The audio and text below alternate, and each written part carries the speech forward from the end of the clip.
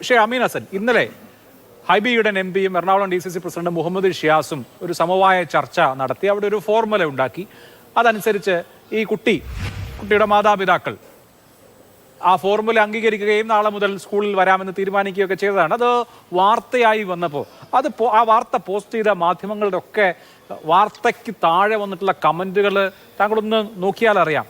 ഈ കുട്ടിയുടെ പിതാവിനെ അതിഭീകരമായി ആക്രമിക്കുകയാണ്. ഇയാൾ ഈമാൻ നഷ്ടപ്പെടുത്തി കഴിഞ്ഞിരിക്കുന്നു, ഇയാൾ മതവിരുദ്ധനായി മാറിക്കഴിഞ്ഞിരിക്കുന്നു, കോംപ്രമൈസ് ചെയ്തു, മതം നഷ്ടപ്പെട്ടു എന്നുള്ള മട്ടിലാണ്. ഇതേ തരത്തിലുള്ള പ്രഷർ ഇപ്പോൾ ആ കുട്ടിയുടെ മാതാപിതാക്കൾ ഒരു തീരുമാനം എടുത്തിട്ട് പിന്നെ അവർക്ക് തീരുമാനം മാറ്റേണ്ടി വരുന്നുണ്ട് എങ്കിൽ അത് ഈ പറയുന്ന പ്രഷർ കൊണ്ടാണ്. ഇങ്ങനെ പ്രഷർ കൊടുത്ത് വ്യക്തികളെ, അതും വ്യക്തികളുടെ അവകാശമാണല്ലോ, എന്തുമാത്രമാണ് ബാധിക്കുന്നത് നോക്കൂ. ഇപ്പോൾ അവിടെ പഠിക്കുന്ന മറ്റു കുട്ടികളുടെ മാതാപിതാക്കളും സമാനമായ വിധത്തിലുള്ള പ്രഷർ നേരിടുന്നു. നിങ്ങൾ ഇങ്ങനെ കുട്ടികളെ സ്കൂളിൽ അയച്ചില്ല എങ്കിൽ നിങ്ങളുടെ മതം നഷ്ടപ്പെടും, നിങ്ങൾ യഥാർത്ഥ വിശ്വാസികൾ അല്ലാതായി മാറുമെന്ന പ്രഷർ നോക്കൂ. നമ്മുടെ നാട്ടിലെ എത്രയോ രാഷ്ട്രീയ നേതാക്കളുടെ, എന്തിനും ലീഗിന്റെ വരെ നേതാക്കളുടെ പങ്കാളിമാരോ അതല്ലെങ്കിൽ മക്കളോ തട്ടമിടാതെ നടക്കുന്നവരും തട്ടമിട്ട് നടക്കുന്നവരും ഉണ്ടല്ലോ. അതൊക്കെ വ്യക്തി സ്വാതന്ത്ര്യമാണ്, ചോയ്സ് ആണ്. അപ്പോൾ ഈ സൊസൈറ്റൽ പ്രഷർ എന്നുള്ള കാര്യം കൂടി അക്കാര്യത്തിൽ നമ്മൾ കാണണമല്ലോ. അഭിലാഷ്, ഞാൻ ഈ വിഷയത്തെ ഒട്ടും വൈകാരികമായി സമീപിക്കാൻ ആഗ്രഹിക്കുന്നില്ല. അഭിലാഷ്, എനിക്കൊരു സാവകാശം തരണം, ദയവ് ചെയ്ത് ഇടപെടരുത്. എനിക്കങ്ങനെ ഒരു തർക്കമില്ല. ഒന്നാമത്തെ കാര്യം, അഭിലാഷ് നേരത്തെ സൂചിപ്പിച്ച വിശാല താല്പര്യത്തിന് വേണ്ടി വ്യക്തികളുടെ സ്വാതന്ത്ര്യം നിയന്ത്രിക്കാം എന്ന് പറയുന്ന വാദം, ആ മെജോറിറ്റേറിയൻ വാദം ഇന്ത്യൻ ഭരണഘടനയുടെ അടിസ്ഥാന സങ്കല്പങ്ങൾക്ക് വിരുദ്ധമാണ് എന്ന കാര്യത്തിൽ അഭിലാഷിനും തർക്കം ഉണ്ടാവില്ല എന്ന് ഞാൻ വിചാരിക്കുകയാണ്. ഞാൻ അതിലേക്ക് തർക്കിക്കാനല്ല. അതുകൊണ്ട് തന്നെ ഒരു സ്കൂളുമായി ബന്ധപ്പെട്ട് കേരള ഹൈക്കോടതി അങ്ങനെ ഒരു വിധി പറഞ്ഞു എന്നുള്ളത് കൊണ്ട് ഇന്ത്യൻ ഭരണഘടനാ മൂല്യങ്ങളെ മുഴുവൻ ആ വിധിയെ ചൂണ്ടിക്കൊണ്ട് നിഷേധിച്ചു കളയാം എന്നൊരു സമീപനം നമ്മുടെ സ്ഥാപനങ്ങൾ എടുക്കുന്ന സാഹചര്യം ഉണ്ടായാൽ അതിന് ദൂരവ്യാപക പ്രത്യാഘാതങ്ങൾ ഉണ്ടാവും എന്ന ഗൗരവപരമായ പ്രശ്നം നമ്മൾ മനസ്സിലാക്കണം, ഒന്നാമത്. രണ്ടാമത്തെ കാര്യം, ഈ സാധാരണ മുസ്ലിം രാഷ്ട്രീയ ചോദ്യങ്ങളൊക്കെ ഉയർന്നാലൊക്കെ ഉണ്ടാവുന്ന നമുക്ക് ഫാക്ച്വലി കൺഫേം ചെയ്യപ്പെടാൻ കഴിയാത്ത, ഞാൻ ദയവ് ചെയ്ത് അങ്ങ് പറഞ്ഞപ്പോൾ ഞാൻ ഒന്നും മിണ്ടിയില്ലല്ലോ ഷൈജു ആന്റണി, ദയവ് ചെയ്ത് ചെയ്യരുത്. അതായത് ഞാൻ പറയാം. നോക്കൂ,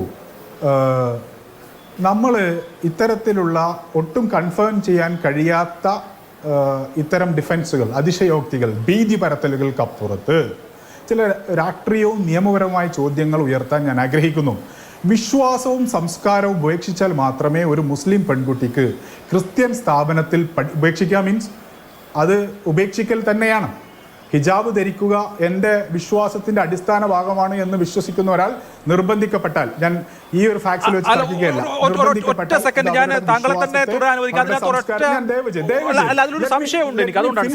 സംശയമാണ് നമ്മൾ ക്രിസ്ത്യൻ സ്ഥാപനങ്ങൾ ഈ അവകാശം നിഷേധിക്കുന്നു എന്ന് പറയുമ്പോൾ ഒരു പ്രശ്നം. ഇപ്പോൾ മുസ്ലിം എഡ്യൂക്കേഷണൽ സൊസൈറ്റി MES മുസ്ലിം സമൂഹത്തിലെ ഏറ്റവും വലിയ വിദ്യാഭ്യാസ സ്ഥാപനങ്ങൾ നടത്തുന്ന ഒരു പ്രസ്ഥാനമാണല്ലോ. അവർ നിഖാബ്, മുഖം മൂടുന്ന വസ്ത്രം നിരോധിച്ചിട്ടുണ്ട്. അപ്പോൾ ഹിജാബിന്റെ കാര്യത്തിൽ ക്രിസ്ത്യൻ മാനേജ്മെന്റുകൾ ഒരാളുടെ വ്യക്തിപരമായ ചോയ്സിനെ റദ്ദ് ചെയ്യുകയാണെങ്കിൽ മുസ്ലിം എഡ്യൂക്കേഷണൽ സൊസൈറ്റിയും അതേ അവകാശത്തെ റദ്ദ് ചെയ്യല്ലേ? നിക്കാബ് മുസ്ലിം വിശ്വാസത്തിലെ ഒരു എസെൻഷ്യൽ റിലീജിയസ് പ്രാക്ടീസ് അല്ല അഭിലാഷ്. ഞാൻ അതിൽ തർക്കത്തിനില്ല, ദയവേത് ഞാനത് പൂർത്തീകരിച്ചോട്ടെ. ഇല്ലോജിക്കലാണ് ആ വാദം. ഹിജാബ് അങ്ങനെയല്ല. അത് ധാരാളം ചർച്ചകൾ ഈ സുപ്രീം കോടതിയിൽ ഹിജാബ് സംവാദവുമായി ബന്ധപ്പെട്ടും കർണാടക വിഷയവുമായിട്ട് ബന്ധപ്പെട്ട് വന്നതാണ്. നമുക്ക് വേറെ തർക്കിക്കാം. എൻ്റെ ക്വസ്റ്റ്യൻ ഇത്രയേ ഉള്ളൂ. നേരത്തെ ഗെറ്റോയിസേഷനെ കുറിച്ചും ഒരു പർട്ടിക്കുലർ മതത്തിലെ കുട്ടികൾ മാത്രം പർട്ടിക്കുലർ സ്കൂളിൽ പഠിക്കുന്ന സാഹചര്യത്തെക്കുറിച്ചൊക്കെ പറഞ്ഞതുകൊണ്ടാണ് ഞാൻ ഇത് ഓർമ്മപ്പെടുത്തുന്നത്. വിശ്വാസവും സംസ്കാരവും ഉപേക്ഷിച്ചാൽ മാത്രമേ മുസ്ലിം പെൺകുട്ടികൾക്ക് ക്രിസ്ത്യൻ സ്ഥാപനങ്ങളിൽ പഠിക്കാനാവൂ എന്ന സാഹചര്യം കേരളത്തിൽ അങ്ങനെ ഇല്ല. കേരളത്തിലെ മഹാഭൂരിപക്ഷം വരുന്ന ക്രിസ്ത്യൻ സ്ഥാപനങ്ങളിലും അങ്ങനെ ഇല്ല. അങ്ങനെ ഉണ്ടാകുന്ന സാഹചര്യം ഉണ്ടാകുന്നത് നമ്മുടെ സമൂഹത്തിന് ഗുണകരമാണോ? ഒന്ന്, ഇതാണ് എൻ്റെ ഒന്നാമത്തെ ചോദ്യം. രണ്ടാമത്തെ ചോദ്യം, ഈ സ്കൂളിൻ്റെ റൂൾസ് ആൻഡ് റെഗുലേഷൻസ് ആണല്ലോ അവർ വാദമായി ഉന്നയിക്കുന്നത്. അതിൻ്റെ ഒന്നാമത്തെ പോയിന്റ് അഭിലാഷ് നോക്കൂ.